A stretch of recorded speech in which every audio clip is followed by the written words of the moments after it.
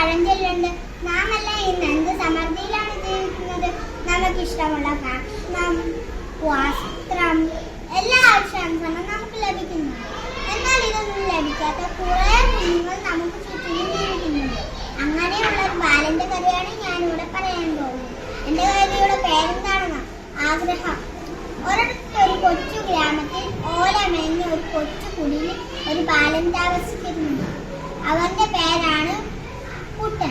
School ജീവിതം എന്താന്ന് പോലും അവനറിയില്ല. കഷ്ടപ്പാടും ദാരിദ്ര്യവും മാത്രമായിരുന്നു അവൻ എന്നും കൂട്ടുക. ഒരു നേരത്തെ ആഹാരം പോലും കഴിക്കാനില്ലാത്ത അവന് പഠിക്കാനുള്ള ആഗ്രഹം ഏറെ വലുതായിരുന്നു. അവന്റെ വിഷമം കണ്ട് അവന്റെ അമ്മ അവനെ ഒരു സർക്കാർ സ്കൂളിൽ ചേർത്തു. സ്കൂളിൽ ചെന്നപ്പോൾ എല്ലാവർക്കും പുതിയ ബാഗുകൾ, പുതിയ ചെരുപ്പുകൾ, ഇതെല്ലാം കണ്ട് അമ്മയ്ക്ക് കുഞ്ഞിന്റെ മുഖത്ത് നോക്കാനേ കഴിഞ്ഞില്ല. അവിടെ വെച്ച് കുട്ടൻ ഒരു സുഹൃത്തിനെ ലഭിച്ചു. അവന്റെ പേരാണ് ബാബു. അവൻ വളരെയേറെ ധനികനായിരുന്നു. ഒരു ദിവസം കുട്ടൻ ബാബുവിനോട് ചോദിച്ചു, നിന്റെ വീട് ഓലമേഞ്ഞതാണോ ഓടുമേഞ്ഞതാണോ? ബാബു പറഞ്ഞു, എന്റെ വീട് മാളികപ്പുറമുള്ള വീടാണ്. എന്ത് മാളികപ്പുറമുള്ള വീട്? അതെന്താ? ബാബു പറഞ്ഞു, അതെന്താ? ബാബു ചോദിച്ചു, നീ അങ്ങനെയുള്ള വീടൊന്നും കണ്ടിട്ടില്ലേ? ഒരിക്കൽ നിന്നെ ഞാൻ എന്റെ വീട്ടിലേക്ക് കൊണ്ടുപോകാം.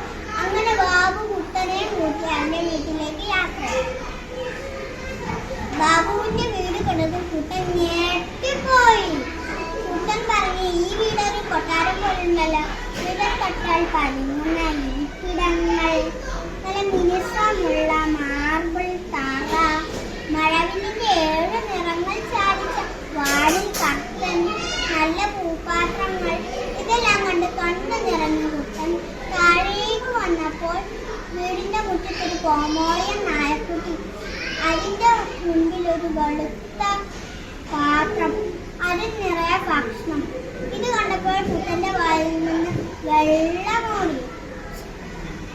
സ്കൂളിൽ ഒരിക്കൽ ടീച്ചർ എല്ലാവരോടുമായി ചോദിച്ചു, ഭാവിയിൽ ആരാകാനാണ് ഇഷ്ടം? ഇത് കേട്ട് ബാബു കുട്ടൻ ഉറക്കെ പറഞ്ഞു, എനിക്ക് ബാബുവിന്റെ വീട്ടിലെ പട്ടിക്കുട്ടിയായാൽ മതി. ഇത് കേട്ടത് എല്ലാവരും ചിരി. ഒരു നേരത്തെ ആഹാരമെങ്കിലും കിട്ടുമല്ലോ. ഇത് കേട്ടത് എല്ലാവരും ചിരിക്കാൻ തുടങ്ങി. എന്നാൽ ആ ചിരി അധിക നേരമൊന്നും നിന്നില്ല. കുട്ടന്റെ അവസ്ഥ മനസ്സിലാക്കിയ അധ്യാപകരും കൂട്ടുകാരും അവനെ സഹായിച്ചു. അങ്ങനെ കുട്ടൻ ദാരിദ്ര്യത്തിലൂടെ കഷ്ടപ്പാടിലൂടെ പഠിച്ചു